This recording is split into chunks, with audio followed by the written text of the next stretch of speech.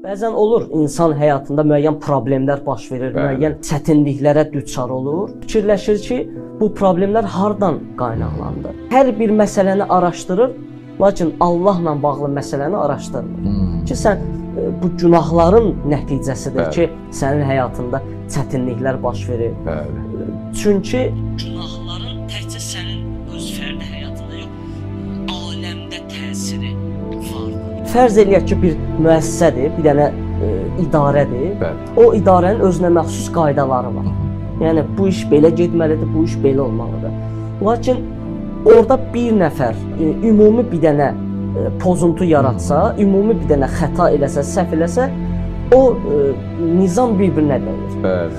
Və aləmin də nizamı budur ki, aləm ədalət əsasında, aləm nizam əsasında, günahsız şəkildə, yəni insanları günahsız şəkildə, yəni ilahi bir formada davam eləsin.